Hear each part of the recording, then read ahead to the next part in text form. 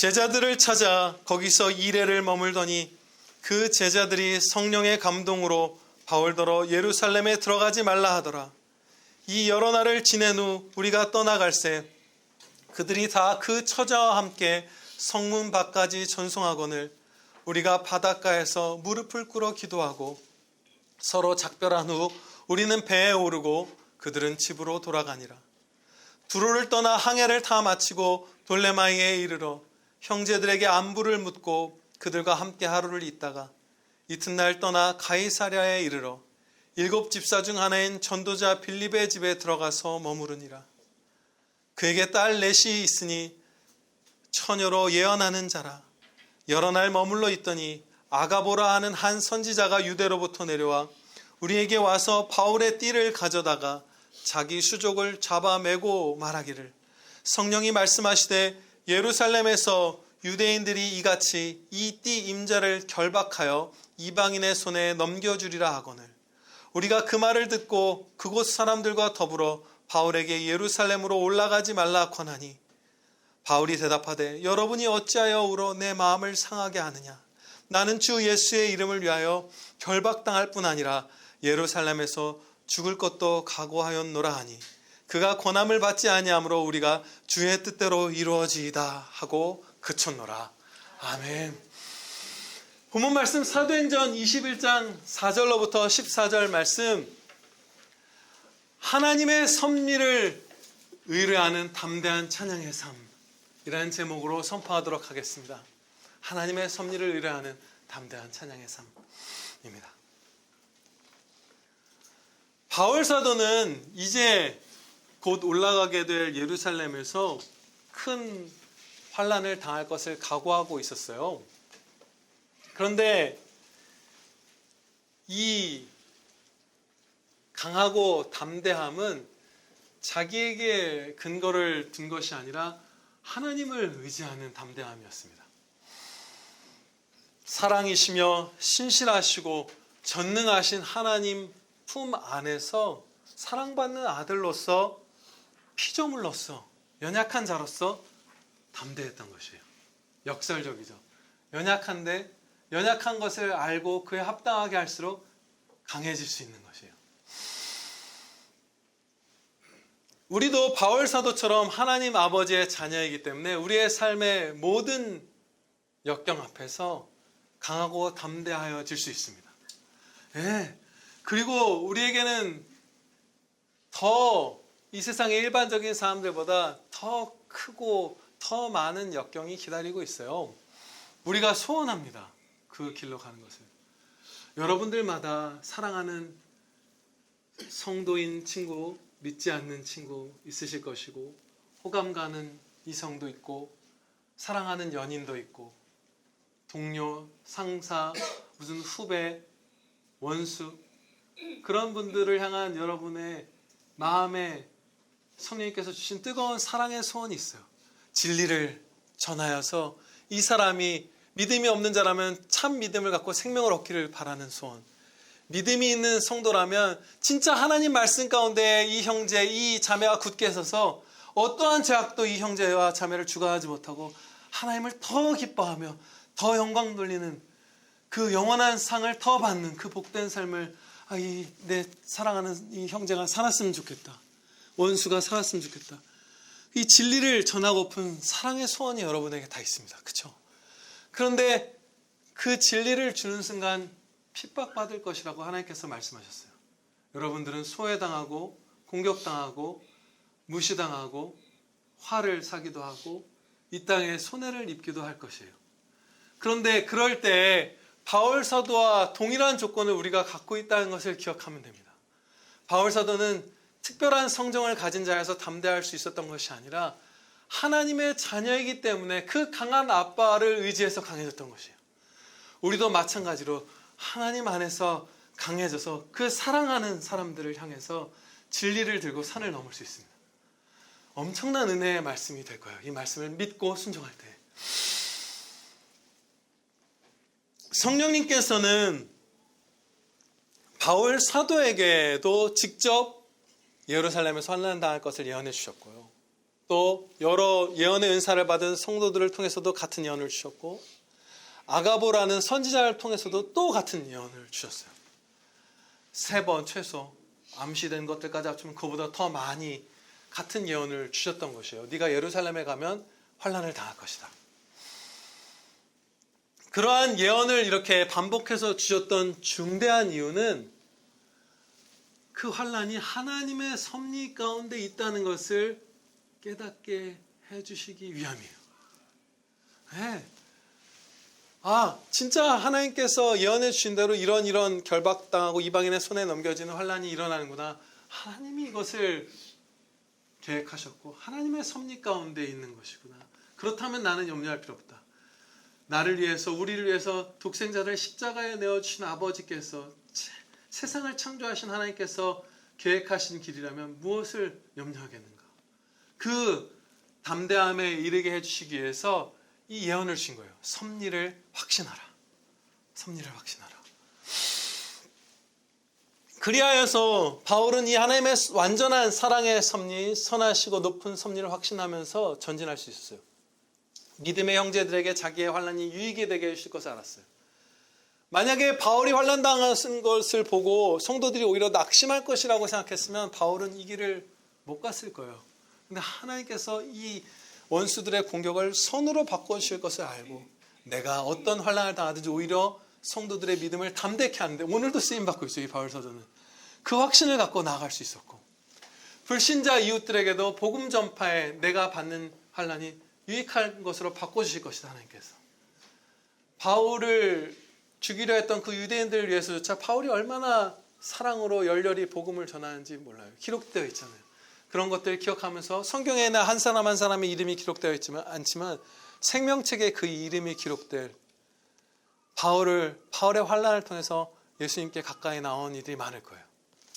그리고 사형당하기까지 하죠. 결국엔 바울은. 그런데 이 모든 환난이 바울이 견딜 수 있는 만큼 하나님께서 주신 환난이다. 사형당하는 그 방식이나 그 전에 겪는 모든 고초들이 내가 견뎌낼 수 있는 만큼, 감당할 수 있는 만큼의 시련을 하나님께서 주실 것이다.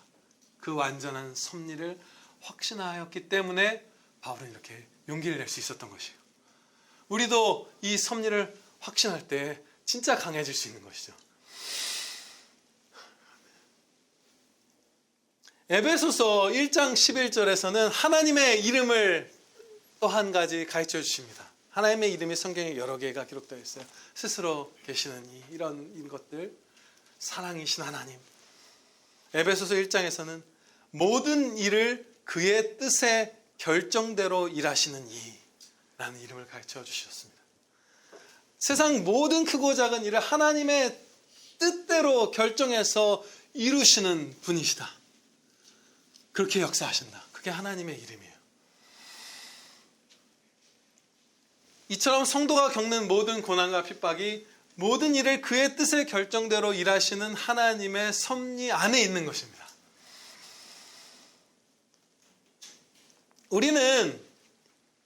우리가 행하는 일이 순탄하게 진행되지 않을 때 내가 하나님의 뜻대로 살지 않고 있나라고 착각할 때가 있어요. 그렇죠? 뭔가 일이 안 풀리면 하나님의 뜻을 거스르고 있다라고 오해하는 것이에요. 그러나 우리는 바울 사도의 사역도 순조롭지 않았다는 사실을 기억해야 합니다.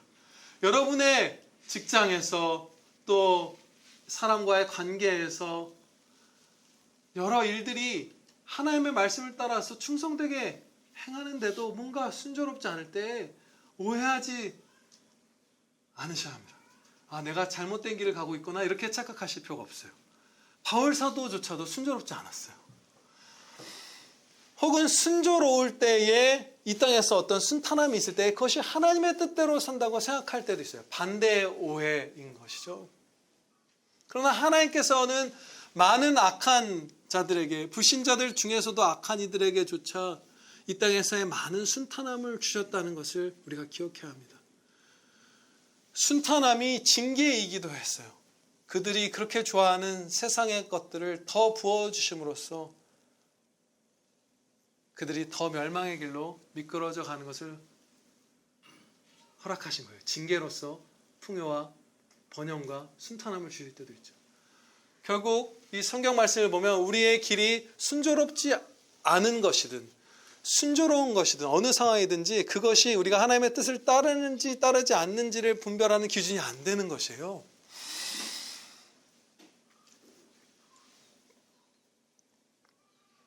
그런데 우리가 여기서 한 가지 더 확신할 것은 이것이 기준이 되지 않는다는 것만이 아니라 순조롭지 않은 이 모든 상황들도 하나님께서 선으로 바꿔주신다는 것입니다.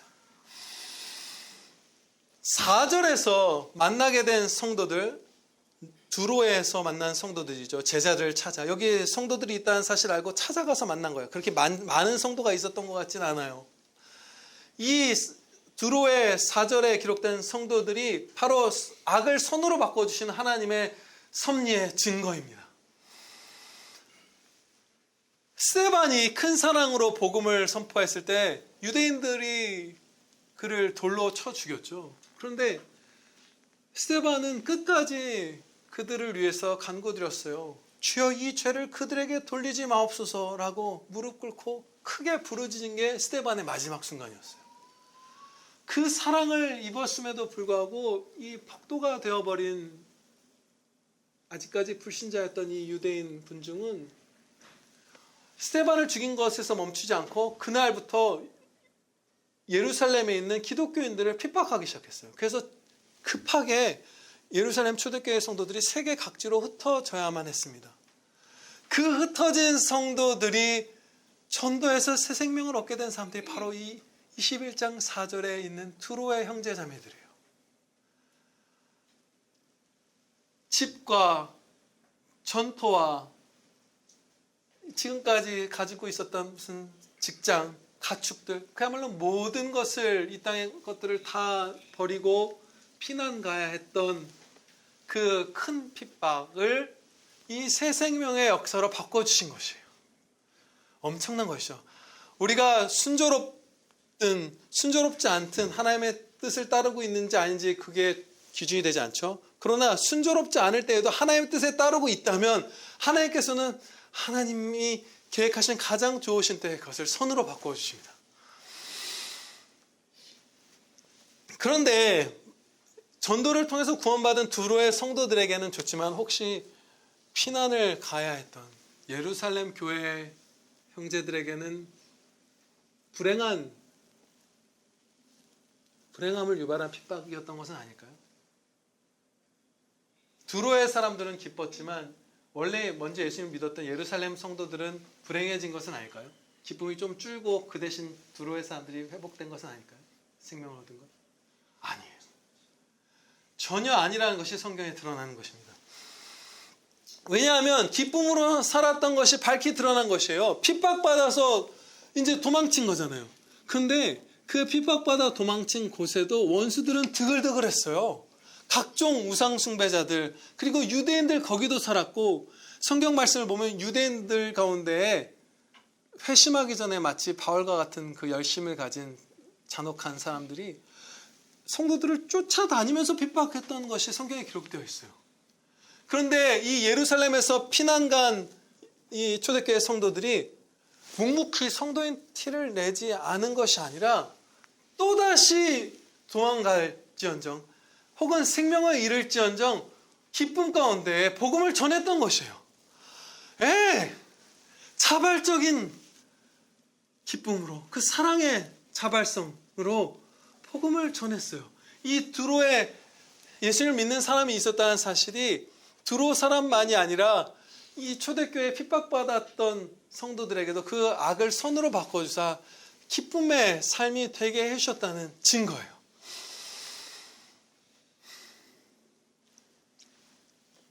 여기서 본문 말씀의 한 부분을 적용하고자 합니다. 앞서 나눴던 것을 다시 새기는 것이에요. 우리가 하고 있는 일이 순조로운가 그렇지 않은가는 내가 하나님의 뜻을 따르고 있는가 그렇지 않은가를 분별하는 기준이 아닙니다. 될 수 없어요. 정말 우리가 이걸 착각하기 쉬워요. 바울 사도의 복음 사역도 순조롭지 않았다는 것을 기억해야 하고요. 우리가 노아를 또 한번 주목하기 바랍니다. 베드로후서 2장 5절 말씀을 보면 노아를 의를 전파하는 노아 이렇게 부르세요. 노아는 그 홍수가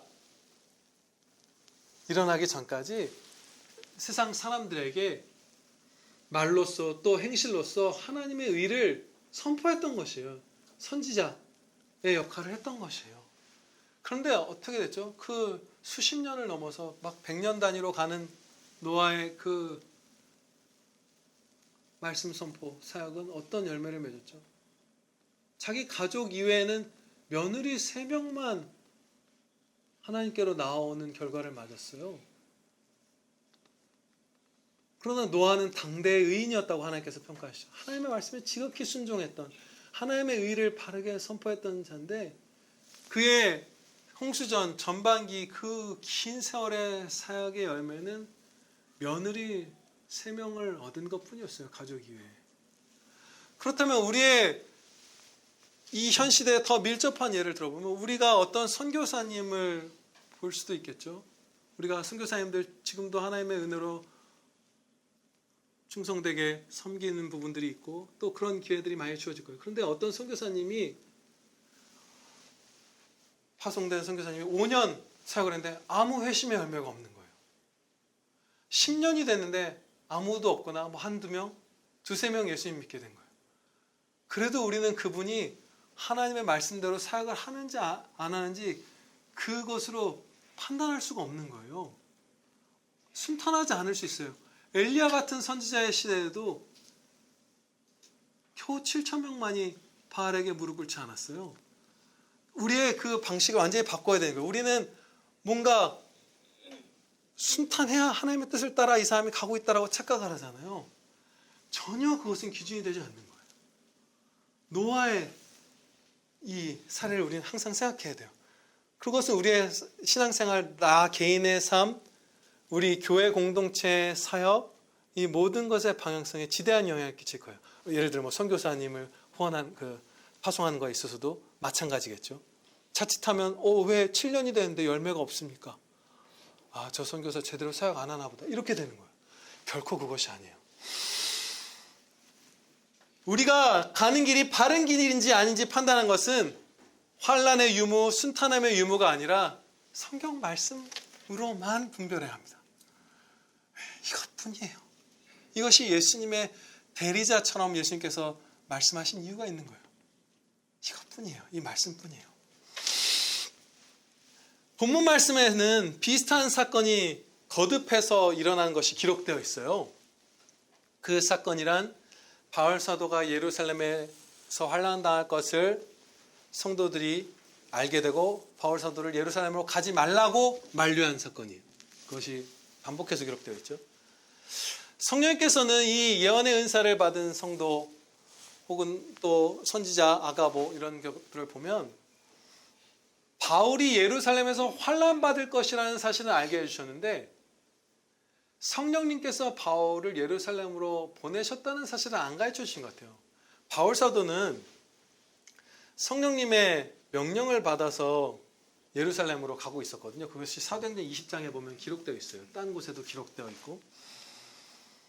그런데 그 사실에 대해서는 가르쳐 주시지 않은 것 같고 바울 사도가 환난을 당할 것이라는 사실을 알게 해주셨던 것 같아요. 이것은 아가보 선지자의 예언, 유일하게 여기서 그 내용이 전체가 기록되어 있는 그 환난에 대한 예언에서도 볼 수 있죠.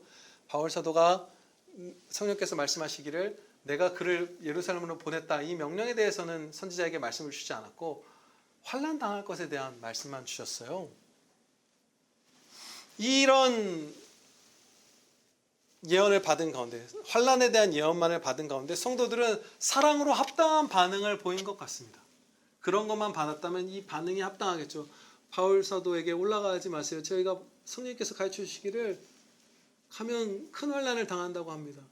우리는 바울 사도와 같이 용기 있는 분들을 때로 말려야 할 때도 있습니다. 그분들이 괜히 불필요한 피해를 입고 피할 수 있는 환난을 굳이 당하고 너무 용감하게 가다가 오히려 그 충성할 기회가 꺾이는 그런 일들을 당하지 않도록 사랑으로 말려야 할 때가 있어요. 이분들이 가진 정보, 정보라는 표현보다는 더 뭔가 그 계시가 이것이 전부였다라면 이분들의 반응은 참 합당한 사랑의 충고입니다.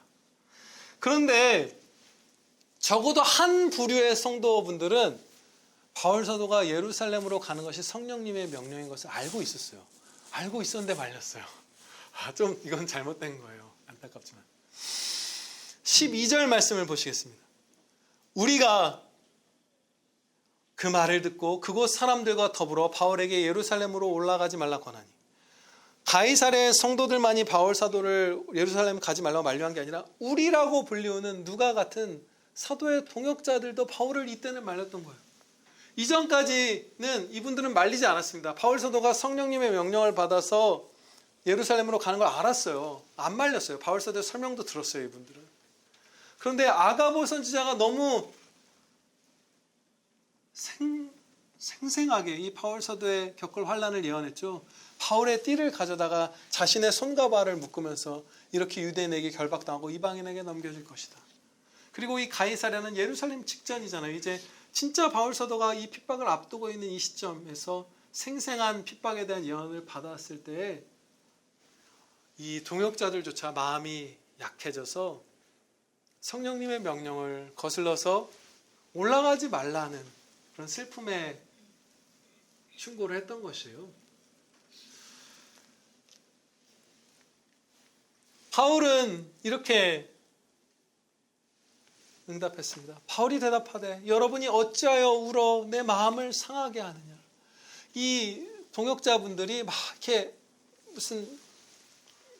막 어깨를 쫙 펴고 무슨 교만하게 이렇게 한 것은 아니었어요. 울면서 그 바울 사도에 대한 사랑을 그저 슬픔으로 전했던 것이에요.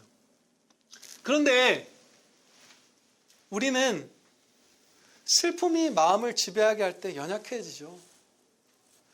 우리가 사랑을 전할 때 함께 슬퍼하는 것도 사랑을 전하는 것의 한 부분이지만 그 슬픔보다 더 큰 위로, 내 슬픔이 아니라 이 형제, 환난을 처한 형제가 겪는 슬픔보다도 더 큰 위로가 있다는 것을 전하면서 사랑을 실천해야 해요.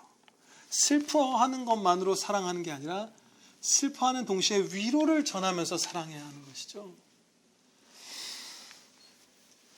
만약에 이런 방식으로 위로까지 전했다면 동역자들과 성도들이, 그러면 사도 바울은 마음이 안 찢어졌을 거예요. 사도께서 전해주신 하나님의 말씀을 저희가 굳게 믿고 기억하면서 따르겠습니다.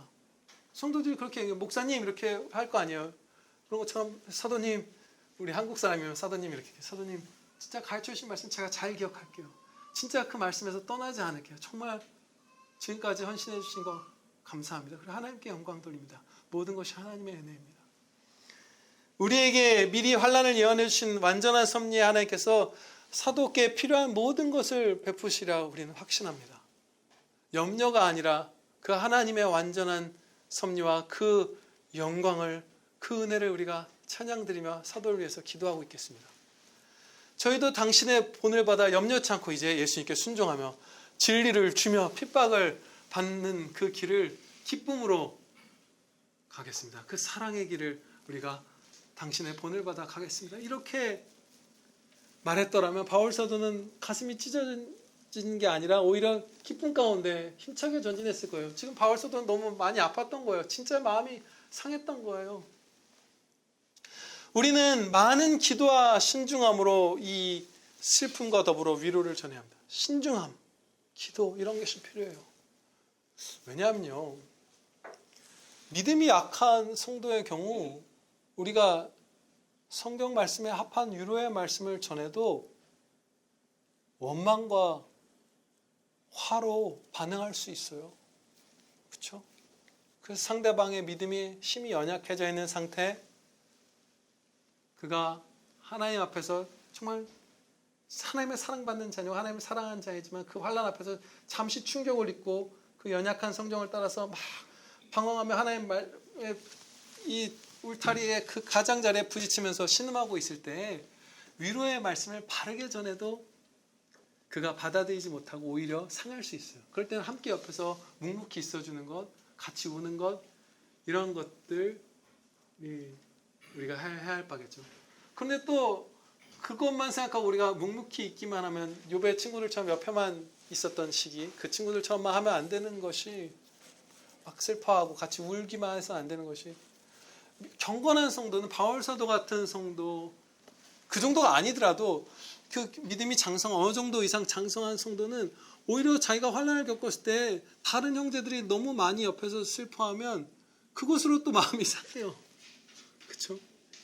나는 지금 괜찮은데 지금 나는 주님을 바라보면서 이 천국 소망으로 이 큰 환난을, 내가 걸린 암을 무엇을 이겨내고 있는데 옆에서 너무 막 진짜 세상이 무너진 것처럼 울면 그것이 마음을 또 상하게 하는 거예요. 그래서 우리가 사랑을 슬픔에 더하여 위로로 실천할 때 정말 신중히 하고 많은 기도가 필요할 것입니다. 그래서 우리가 형제들에게 큰 위로가 되기를 축원합니다. 본문 말씀에는 여러 가지 예언이 기록되어 있죠. 그런데 이 예언의 특징을 보면 그 큰 기둥을 가르쳐 주시는 것이지 바울이 겪을 환난의 자잘한 부분까지 가르쳐 주시는 것이 아니에요. 그렇죠? 성경에 기록된 예언들, 또 성경에 기록된 예언들 가운데 이것에서 벗어난 경우가 없어요. 그러니까 무슨 구약 성경 전체가 예언하는 메시아 예수 그리스도에 대한 예언, 이건 완전히 별개의 문제죠. 그런 거 말고 어떤 성도에게 이렇게 예언을 통해서 격려하시고 할 때 막 세세하게 매 순간 막 예언을 주시고 이런 사례는 하나도 없어요. 항상 큰 기둥을 이렇게 딱 주시죠. 그렇게 역사하시는 데에는 우리가 알 수 있는 중대한 이유 한 가지가 있습니다. 예언을 의지하는 것이 아니라 아버지를 의지하게 하시기 위함입니다. 일일이 미리 다 알려주시지 않아도, 때로는 예언이 전혀 없어도 사랑이시며 전능하시며 신실하신 우리 아버지, 내 아버지 하나님을 의지하면서 전진하는 복된 아들, 딸을 만들어 주시려고 너무 세세한 예언을 안 주시는 것이에요. 이 기둥과 같은 예언만 주신 거예요. 혹은 예언 안 주실 때도 많죠. 예언이라는 것은 보시면 빌립의 딸 넷이 다 예언의 은사를 받고 두로에도 예언의 은사 받은 성도가 있고, 그렇게 드문 은사가 아니에요. 우리 시대에도 하나님의 뜻을 따라 우리에게 주어집니다. 성령님께서 예언의 은사를 주시고 그들을 통해서 어떤 지교회든 어떤 한 성도든 이런 사람들에 대한 예언을 주시는데, 그때에 하나하나 다 가르쳐 주시는 것이 아니라 큰 기둥을 이렇게 딱 가르쳐 주세요. 하나님을 의지하라고, 예언이 아니라. 만일 우리가 하나하나 다 자세히 예언받기를 원하고 그것이 허락된다면 우리의 믿음은 성장하지 않을 거예요. 에스더 선배님 같은 죽으면 죽으리다라는 믿음, 이 믿음 우리 절대 가질 수 없을 것입니다. 에스더는 그 두려운 아하수에로 왕, 자기가 명하지 않을 때 앞에 나가면 죽여버리는 왕이었잖아요. 되게 무섭죠. 그 왕에게, 왕이 허락하지 않았을 때 나아가서 이스라엘 백성들을 구원해야 하는 임무가 있었잖아요. 근데 하나님께서 아무런 예언도 주시지 않았어요. 그 여인이 칼에 배임을 당할지, 그 젊은 날에 비참하게 죽을지, 아니면 비참하다는 것은 일시적인 것이고 하나님은 그것도 선으로 바꿔주시죠. 그것이 하나님의 뜻이었다면. 어쨌든 아니면 살게 될지 몰랐어요.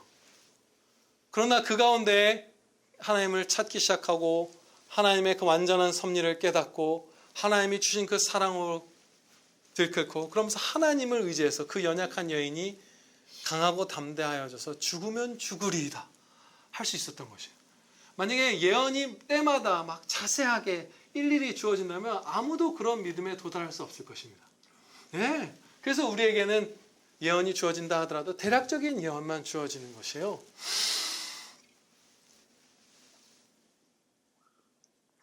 그렇게 우리가 하나님을 의지하면서 순종할 때 정말 이 아가보 선지의 예언에서 놀라운 반전이 숨겨져 있었던 것을 발견하게 돼요.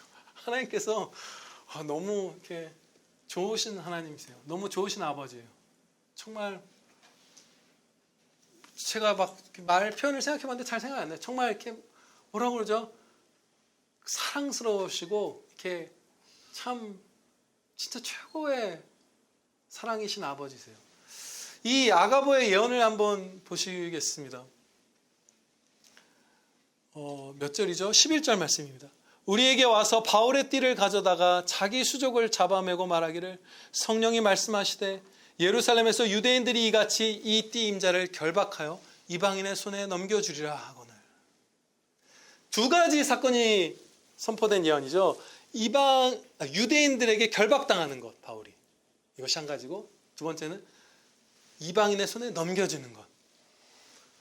그런데 이 예언을 처음 받은 가이사랴에 모여 있었던 성도들은 두 가지 연속되는 환란이 있을 것이라는 의미로 알았을지도 몰라요. 우리도 이 사도행전의 뒷부분을 모르면, 바울의 서신서들을 잘 모르면 이것이 유대인들에게 당할 핍박 한 가지와 이방인들에게 당할 핍박 한 가지를 예언한 것으로 오해했을 수도 있어요. 그런데 이 실제로 일어난 사건을 보면 유대인들에게 매임당한 것은 고난이었어요. 막 맞고 죽일 당할 위험에 처하고 진짜로 결박당하고 자유를 빼앗기고 이렇게 된 것이죠. 그런데 이방인의 손에 넘겨진 것은 구조였습니다. 로마 군사들의 손에 들어가서 바울이 무엇을 얻었냐면 성경에 그냥 그대로 기록하고 계시면 자유를 줘라. 로마 총독이. 그리고 친구들도 만날 수 있게 해주고 친구들에게 도움도 받게 하라. 그러니까 뭐 음식도 옷도 무슨 필요한 뭐 두루마리 책도 기록할 책도 편지도 오고 주고받고, 그리고 복음 전파도 오히려 더 잘할 수 있었어요. 유대인들의 위협에서는 완전히 지켜줬거든요, 로마 병사들. 그러면서 자유는 주었어요. 반쪽짜리 이제 수감, 죄수 같지 않은 죄수.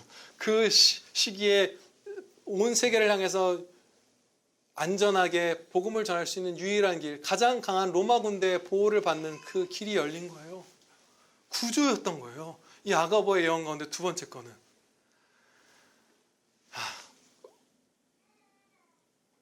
우리가 하나님을 신뢰하면서 갈 때 이런 것들을 맛보는 거예요. 와, 진짜 무너졌다. 이제 내가 로마 군사에게 넘어졌다는 것은 어떤 의미가 될 수 있었냐면, 사실은 유대인들은 로마의 식민 지배를 받고 있었는데 그들에게는 사람의 생사를 주관할 권한이 없었어요. 다른 자치권들은 있었지만 생사 여탈권은 로마에게만 있었어요. 근데 로마에게 넘겨졌다. 이제 죽었나 보다 하는 그런 때, 혹은 그런 예언인데 아니다. 구조인 거예요. 아버지께서 주신 자유롭게 성도들이 갖다 준 고기도 먹고 따뜻한 옷도 입고 여름에는 린넨으로 만든 옷도 입고 바울 사도가 복음 전하고 서신서 쓰고 하는 거예요. 이게 하나님의 섭리예요. 우리가 다 할 수 없어요. 그냥 신뢰하면서 가면 피할 길도 주시고 감당할 만큼의 시련도 주시고 위로도 주시고 고난을 주시는데 그보다 더 큰 기쁨과 위로도 주시고 이러는 거예요. 우리가 지금 배운 바대로 예언을 디테일하게 막 세세하게 주시지 않는 이유는, 혹은 안 주시는 데도 많은 이유는 우리가 예언이 아니라 아버지를 신뢰하는 행복한 아들, 딸들이 되게 해주시기 위함입니다. 다음 단락 우리가 가보시겠습니다. 여기서 우리가 실로 중요한 질문을 품게 되죠. 우리가 신뢰하고 의지할 것이 하나님 한 분이라면 그럼 하나님은 어떤 분이신가? 하나님을 어떻게 해야 우리가 알 수 있는가? 라는 질문이에요. 한 크게 세 가지 정도로 나눠서 살펴볼게요. 첫째로, 하나님께서는 불신자를 포함한 모든 사람의 마음에 신성에 대한 감각이 있게 해주셨어요. 신성에 대한 의식이 있어요. 그것이 로마서의 말씀 이런 데서 나타나고 있고 세상의 역사 가운데서도 볼 수 있죠. 하늘이 두렵지도 않느냐 이런 말 그냥 모든 문화권에 비슷하게 다 있어요. 뭔가 신이 존재한다는 사실 그냥 타고나게 된 인간이 감각하고 있는 거예요. 알고 있는 거예요. 우리 안에서부터. 또한 이 모든 피조 세계에 나타납니다. 하나님의 영광이 이 피조 세계에 엄청나게 비춰지고 있어요. 밝게 비춰지고 있어요. 우리의 눈이 많이 어두워졌지만 그 어두워진 눈으로도 심지어 새 생명을 갖지 못한 불신자조차도 하나님의 영광을 피조세계에서 목격할 만큼 밝게 비치고 있습니다. 에덴에서 범죄한 이후로 많은 빛을 거두어 가셨을 텐데도 불구하고 비춰지고 있어요. 막 모기 같은 애들이 해로워졌잖아요. 그래도 영광이 비춰진 거예요. 모기에 여러분 다리 이런 데 확대하면 얼마나 아름다운지 나중에 한번 찾아보세요. 진짜 아름다워요. 신기해요. 남겨두셨어요. 막 그 영광의 광채를. 노벨 물리학상 수상자인 스티븐 와인버그라는 박사가 리처드 도킨스라고 그 무신론자 혹은 반기독교 주의자 중에서 제일 유명한 사람과 이렇게 대담한 장면을 보았어요. 근데 이 스티븐 와인버그라는 이 물리학자도 반기독교적인 사상을 가진 사람이에요. 반종교적이고 종교들을 싫어하고 막 이런 사람이에요. 그런데 그들이 미세조종 우주라는 주제를 가지고 대화를 해요. 미세조종 우주라는 게 무엇이냐면 이 우주의 물리 법칙들, 여러 가지 조건들, 이 구성들 이런 것들이 수십 가지 그분들은 얘기하죠. 근데 그것들이 하나라도 그 수십 가지 중에 한 가지가 뭐 1%만이라도 지금과 달랐다면 생명체가 하나도 살 수 없는 그 우주가 되었을 것이다. 아예 뭐 그분들 뭐 진화를 얘기하니까 진화가 일어날 수도 없고 지금 변하면 우리는 다 멸망하는 것이고. 그래서 너무나 세미하게 생명체가 살 수 있는 최적의 그 한 지점, 그 조건을 갖춘 우주가 우리에게 주어졌다. 그것이 미세조종 우주고 이 와인버그 박사님 말고 나머지 무슨 노벨상을 탈 만큼의 탁월한 과학자들도 대부분 다 동의하는 그 주류 학계의 견해예요. 진짜 우주가 말할 수 없는 그런 미세 조정된 우주를 갖고 있다. 그런데 이분이 이 미세조정 우주에 대해서 스티븐 와인버그 박사님이 이렇게 얘기를 해요. 이게 어떻게 가능한가? 우리는 두 가지 답변 중에 하나를 택해야 한다.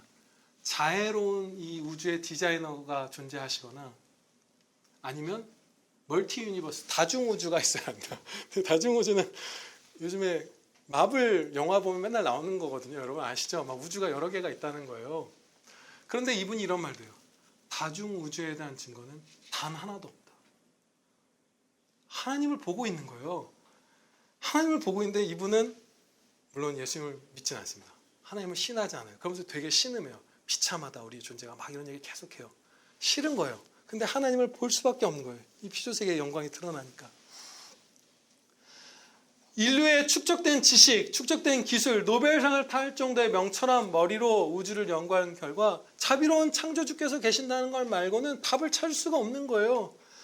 창세로부터 그의 보이지 아니하는 것들, 곧 그의 영원하신 능력과 신성이 그가 만드신 만물에 분명히 보여 알려졌나니 그러므로 그들이 핑계하지 못할지니라. 이 말씀 그대로예요. 이렇게 지금 이 두 번째 저 하나님을 우리가 어디서 알 수 있는가? 피조세계에서도 알 수 있고 우리 자신 안에서도 알 수 있는 것 첫 번째 말씀드렸고, 세 번째로 우리는 성경 말씀을 통해서 하나님을 가장 깊이 또 풍성히 알 수 있습니다. 성경 말씀을 우리는 이것을 통해서 하나님을 만나는 것을 자칫 되게 무슨 건조하고 하나님과 교제하는데 걸맞지 않은 방식으로 오해하기도 하죠. 아니 무슨 책을 통해서 더 신비한 방식을 통해서 하나님을 만나야 하는 것 아닌가? 그런데요, 성경 말씀을 읽고 믿고 깨닫는 것은 엄청난 신비한 역사입니다. 그 매 순간 성령님께서 우리 한 사람 한 사람 안에 내주하시면서 신비하게 역사해 주시지 않으면 우리 가운데 아무도 성경 말씀을 바르게 깨달을 자가 없어요. 믿을 수 있는 자가 하나도 없어요. 그러니까 신비의 역사예요. 왜 신비하지 않느냐? 아니요, 신비한 역사가 일어나는 거예요. 성령님께서 우리를 도우시는 것 가운데 우리를 죄악의 완고함에서 건지셔서 조금 부드러운 마음을 주신 것 있죠. 그거 하나만 거두셔도 우리는 하나의 말씀 제대로 전혀 깨달을 수가 없습니다. 막 특별한 지혜 이런 거는커녕 완악함에서 구하셔서 마음을 이렇게 몽글몽글하게 해주시는 그 마음 주시는 은혜를 하나만 거두셔도, 그거 은혜 하나만 거두셔도 성경 말씀을 바르게 못 깨달아요. 그래서 여러분들도 아시다시피 인류 역사 가운데 수많은 명철한 사람들, 불신자들이 성경 말씀을 연구해 왔잖아요. 많이 읽어 왔잖아요. 그런데 성도인 우리 입장에서 보면 아니 도대체 어떻게 이 부분에서 오해하지 않은 완전히 초보의 단계, 초등학생의 단계에서 주일학교 어린이들의 단계에서 실족해요. 거기서 오해하고 오해가 그야말로 눈에 보이는 모순을 얘기하는 거예요. 야, 이 말씀이 이렇고 이 말씀이 이렇고 이 말씀이 이러면 이게 마치 초등학생들도 이해를 하는 그 교리 이런 것들을 불신자분들은 성경을 달달 외워도 넘어져요. 왜냐하면 앞서 와인버그 박사님이 그 하나님을 보고서도 유일한 답은 창조주 하나님이 자비로우시며 존재하신다는 거라는 걸 알면서도 그 완악함 때문에 받아들이지 못하고 증거도 없는 다중우주를 하나의 가능성으로 제시했던 것처럼 우리의 완악함은 이 성경 말씀을 보고서 그것을 결코 받아들일 수가 없는 마음이에요. 그래서 한 부분을 못 받아들이면 성경은 한 분 성령님의 작품이기 때문에 논리가 무너져요. 여기가 이렇게 무너뜨리면 다른 데서 논리가 성립이 안 되는 거예요. 한 부분에서 성경에 반기를 들기 시작하면 다른 부분이 다 산산조각 나는데 그래서 신비한 은혜가 있었기 때문에 우리가 이 말씀을 깨닫고 믿고 따를 수 있는 것입니다. 엄청난 은혜예요. 거기서 하나님을 아는 것이에요. 우리가 예언이 주어질 수 있어요. 성령님께서 우리 평안교회 공동체나 우리 평안교회 각 성도들에게 예언을 주실 수 있죠. 그런데 앞서 조금 일부를 봉독해드렸던 에베소서 1장 11절 말씀 같은 성경 말씀이 우리에게 없다면 그 예언은 우리에게 큰 힘이 되지 않습니다.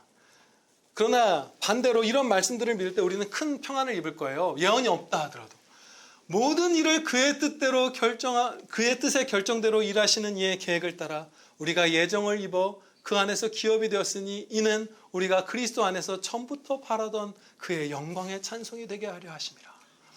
창세전에 하나님의 예정하심을 받아 모든 일을 다 하나님의 뜻대로 결정하시는 하나님의 통치 가운데에서 우리가 하나님께 영광 돌리는 그런 복된 삶을 사는 것이에요. 이 말씀이 있기 때문에 여러분에게 예언이 어느 날 주어져도 그것이 큰 힘이 될 수 있는 것이에요. 이런 성경 말씀으로 하나님이 어떠하신 분인지를 알지 못하면 예언도 어떤 징조도 우리에게 큰 위안이 되지 않는 것이에요. 우리는 예언이 아니라 아버지를 의지하는 자들이기 때문이에요. 제가 어저께 하성이 양이를 이 에베소서 1장 11절 말씀을 가르쳐 줬어요. 그런데 하성이가 이 말씀을 배우고 얼마나 그 진짜 막 감격한 표정으로 마음이 안심이 된다고 고백을 하는지 그게 너무 기뻤어요. 진짜 하나님께서 모든 일들을 다 통제하신다면 우리가 사고를 당하든 강도를 당하든 병을 얻든 무슨 핍박을 당하든 그것이 우리를 예수님 독생자를 십자가에 내어주시기까지 사랑하신 그 사랑이신 하나님의 완전한 섭리 가운데 있는 것이라면 나는 이 험한 세상, 이 연약한 몸과 영혼으로 살 때 염려하지 않으리라. 그 말씀을, 그 진리를 선포했을 때 이 아들이 큰 위안을 얻었어요. 아무 예언 없고 아무 딴 거 없을 때 이 말씀의 신비로 그 위안을 얻었어요. 우리가 그렇습니다. 어린아이와 같은 믿음으로 하나님의 말씀을 믿고 순종할 때 큰 은혜를 입습니다. 네. 바울 사도는 주 예수의 이름을 위하여 죽을 각오도 했어요. 그렇죠? 하나님을 온 마음으로 사랑했던 것이 얼마나 행복한 사람이었던가요? 얼마나 행복한 성도였던가요? 시기 말고 부럽죠, 그죠? 진짜 부러운 분이에요. 우리도 그 복되고 견고한 영광의 길로 창세전부터 부름받았어요. 앞서 봉독한 말씀에서 가르쳐 주시죠. 우리에게는 우리가 설교 첫머리에서 살펴본 것처럼 생명의 말씀을 말로써 행동으로써 전하고픈 뜨거운 사랑의 소원이 있습니다. 여러분이 사랑하는 사람들 붙들어서 진짜 이 성경 말씀 가운데로 나아온 것을 돕고 싶은 마음이 여러분 가운데 있어요. 그 갈망을 여러분들에게 주시는 것을 제가 들어요. 어떤 성도분은 직장에서 이제 이런 일들을 해야 되겠다는 마음을 주셨습니다. 또 어떤 성도는 친구에게, 어떤 성도는 연인에게 이런 일들을 하고 있기도 하고 이제 결단을 앞두고 있기도 하고 그렇습니다. 물러설 수도 있겠죠. 결단을 앞두고 있는 분은 아니다, 몸을 살려야 되겠다는 쪽으로 하시면 안 되죠. 그럴 수도 있어요. 거기서 오늘 벗어나는 거예요. 이 말씀을 어린아이와 같은 믿음으로 믿을 때 우리는 염려하지 않고 담대하게 성령님께서 우리에게 주신 사랑의 손을 실천할 수 있습니다. 왜냐하면 전능하시고 신실하시고 사랑이신 아버지께서 완전한 섭리로 세상 모든 일을 통치하시기 때문입니다. 기도드리시겠습니다. 아버지 하나님, 저희가 고난까지도 원수들의 손까지도 완전하게 다스리시는 하나님의 섭리 가운데 살아가는 것을 믿사옵나이다. 아버지 하나님, 그러하오니 저희가 살다가 겪는 모든 질병, 핍박, 사고, 실패, 손해, 소외, 멸시, 원망, 분노, 군중들, 인기를 잃는 것, 직장에서 기회를 잃는 것, 책망당하는 것, 그 어떤 것도 염려하지 않고 바울 사도처럼 기뻐하며 살 수 있게 하여 주시옵소서. 일반 성도였던 우리와 모든 면에서 동일했던 이 예루살렘의 형제 자매들이 집도 잃고 밭도 잃고 재산도 다 잃고 흩어진 곳에서도 또다시 잃고 목숨도 잃을 것을 각오하며 기뻐하며 복음을 전했던 것 같은 삶, 우리도 기쁨으로 살 수 있게 하여 주시옵소서. 우리 구주 예수 그리스도의 이름으로 기도하렵나이다. 아멘.